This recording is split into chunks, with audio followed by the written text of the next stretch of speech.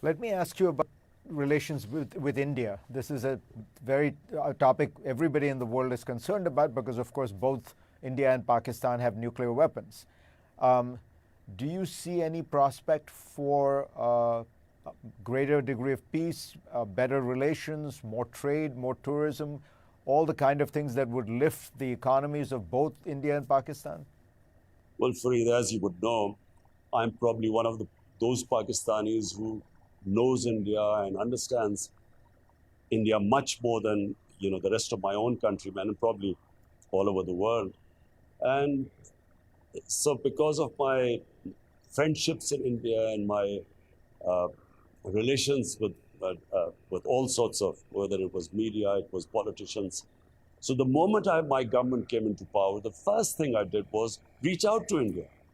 And I said, look, uh, you come one step towards us, we'll go two towards you. And our only issue is Kashmir, and we should solve it like good neighbors on the dialogue table. But unfortunately, Fareed, there's a tragedy unfolding in India. An ideology, the RSS ideology, has taken over India. And we all know, and right now we are in this day of information technology. All you have to do is Google who were the founding fathers of RSS, which the ideology that rules India right now, and who were they inspired by, by the Nazis.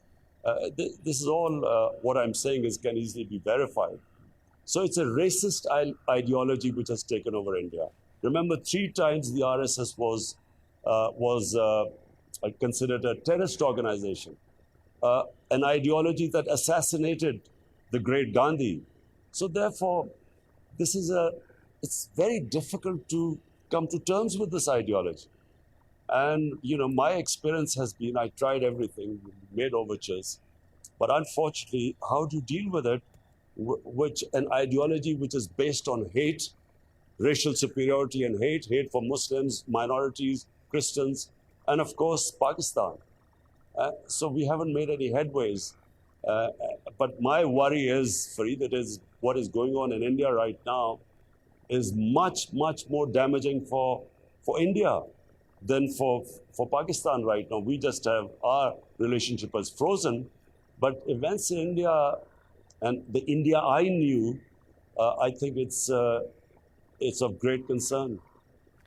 In the atmosphere you're describing, though, one does worry. One terrorist attack, one miscalculation on the border could spiral out of control. Does that worry you? Yes. In fact, I went to my first speech in the United Nations. I raised this concern because what happened was there was a attack in India. A Kashmiri youth blew himself up on an Indian military convoy, and Pakistan was blamed.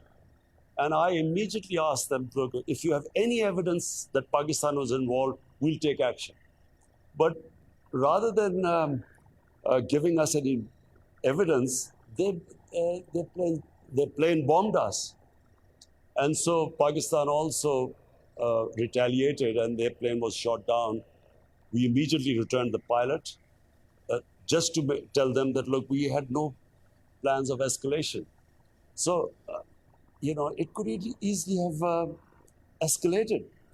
And therefore, I think which is why when I met President Trump, I asked him that, the most powerful country, it's very important to solve this Kashmir issue because it's been festering.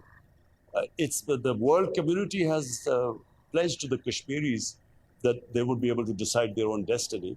And if this issue keeps continuing, there's always a chance that two nuclear powers could be confronting each other. So yes, the answer to your question is yes, it concerns me.